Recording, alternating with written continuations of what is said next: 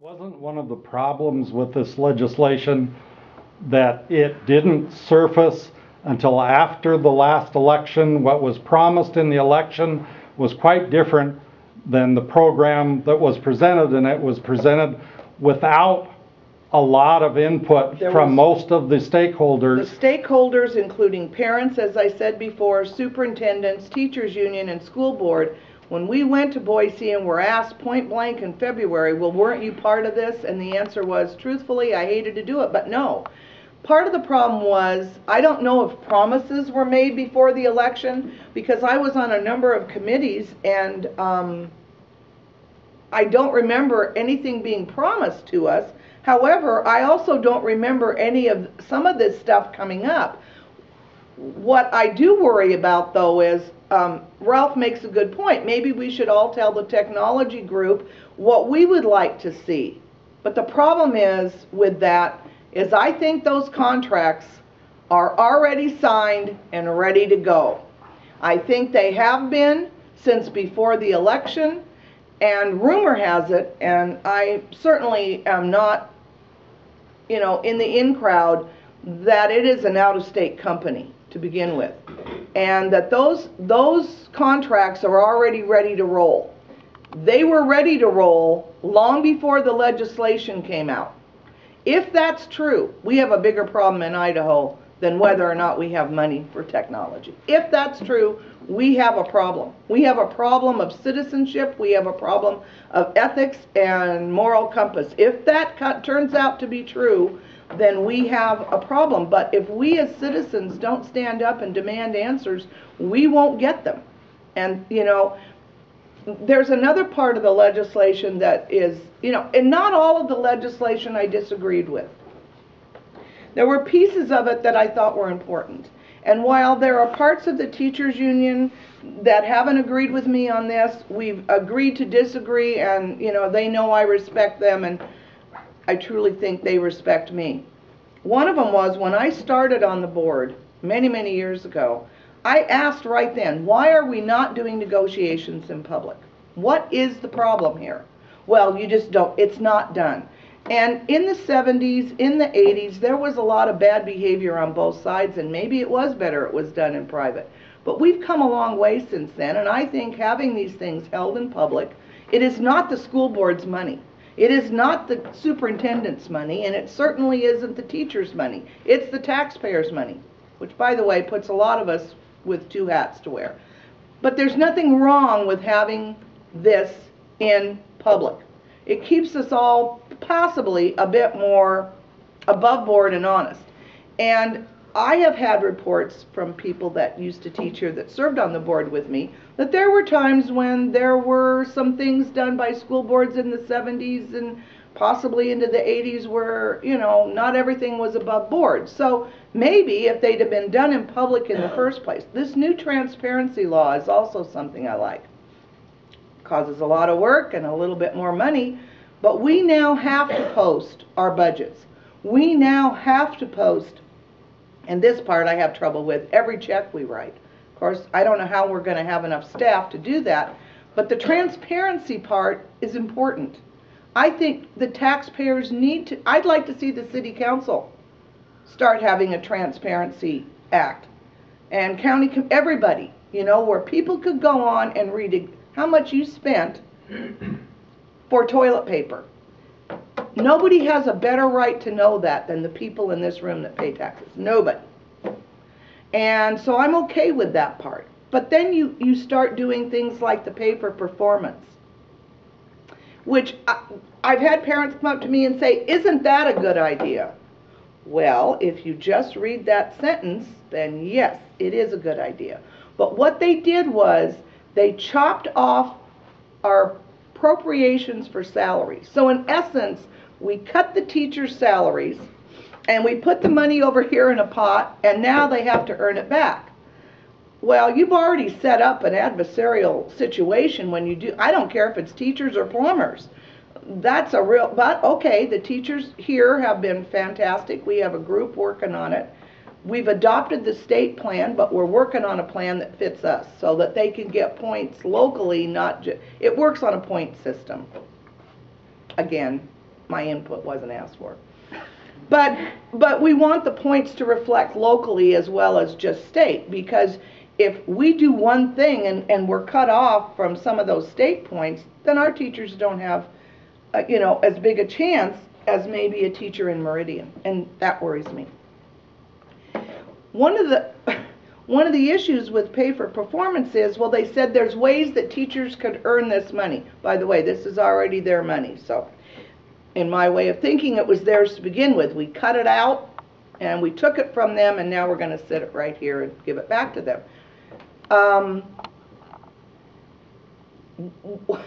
One of the ways is they could be a mentor to a new teacher. Well, we already have a mentoring program, and that seems to be working. Do I think they should be reimbursed for it? Yes, if we have the money, I think they should.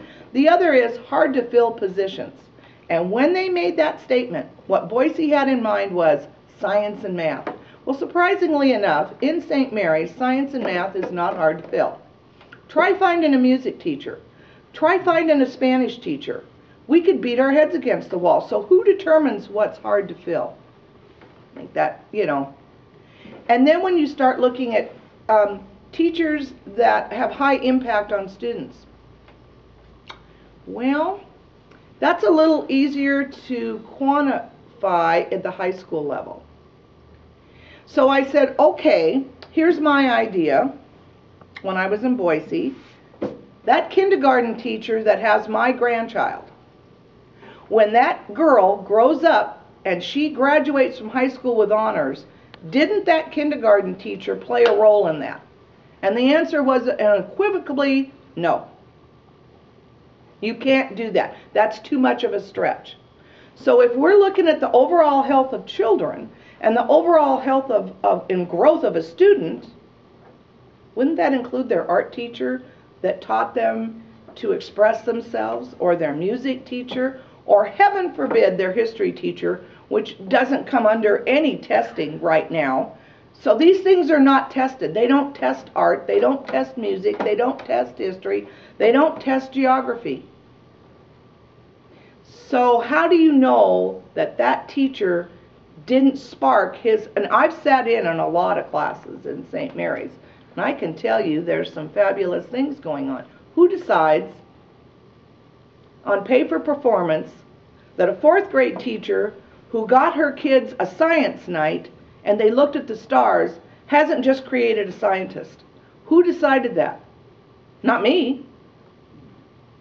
You know, and that's where the problem comes in with pay for performance. Right now, we're going to have to move forward, and there has been some question about whether that should be people that aren't teachers.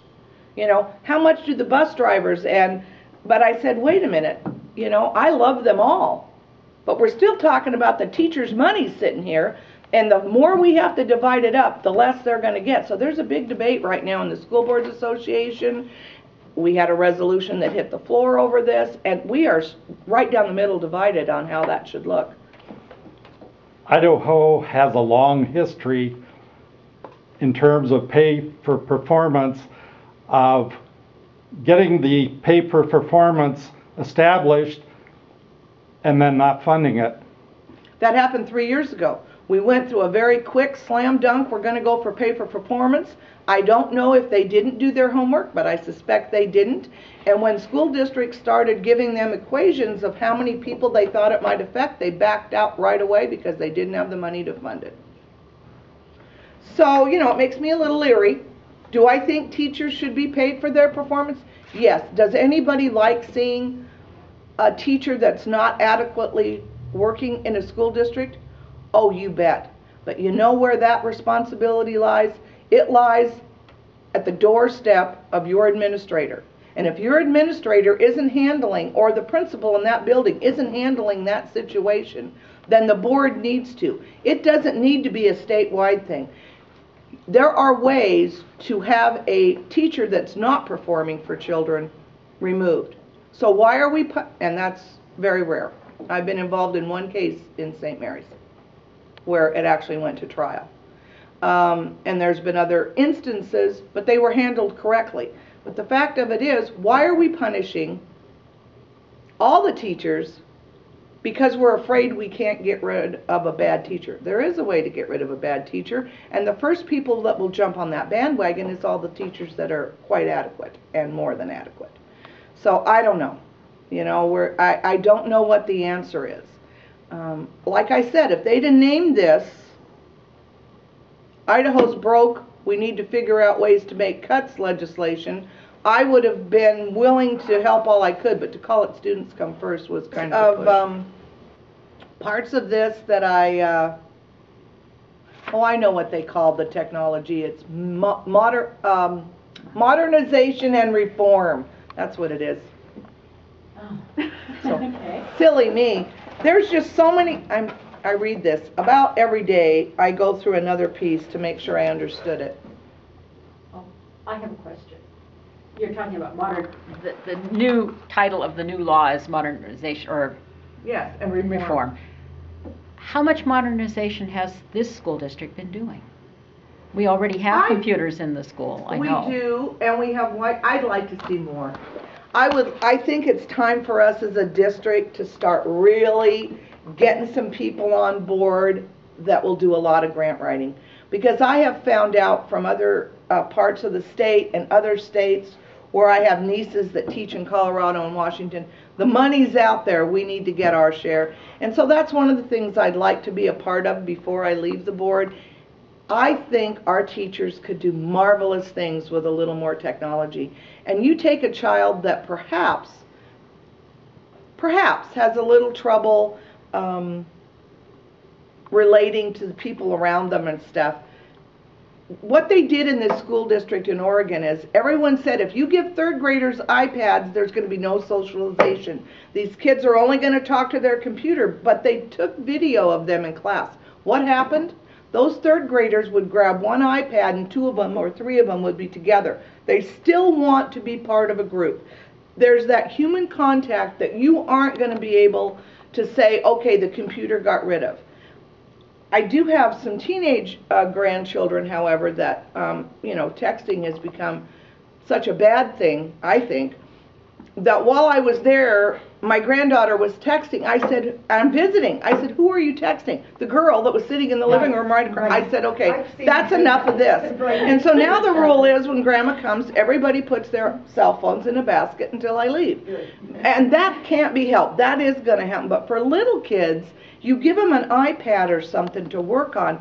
Guess what? They want to bring somebody with them to see what they know and what they can share. So I'm not worried about that, but I am hoping that we can get more technology. We are doing things. We are moving forward.